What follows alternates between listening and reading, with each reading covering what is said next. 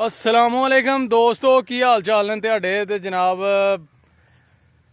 हाय गर्मी बड़ी जे अज जनाब जान कड्ढन वाली। कल बारिश हुई है माशाल्लाह, बड़ी बारिश हुई है, अल्लाह ताला दी रहमत हुई है, ठंड पै गई है।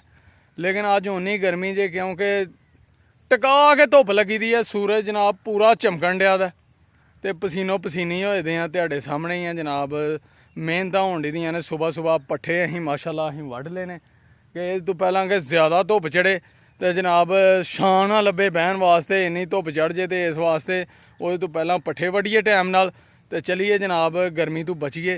ठीक है दोस्तों, गर्मी बहुत ज़्यादा है जनाब, सौन भादरों की गर्मी है, हबस बड़ी होंदी है, तुहानूं पता है। हुणे ही बारिश होए ते नाल ही जनाब गर्मी, बारिश बंद होए तो फिर गर्मी शुरू। ठीक है जी, तो वीडियो अगर साड़ी आई है पसंद तो जनाब चैनल सबसक्राइब करो, लाइक करो, शेयर करो, फॉलो करो साढ़े चैनल को मजीद, तो ज़्यादा तो ज़्यादा व्यू दिओ, साड़ी सपोर्ट करो।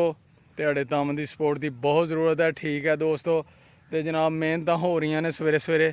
ठीक है सज्जनों, ये नाल ही अल्लाह हाफिज़। ओके, अस्सलाम वालेकुम।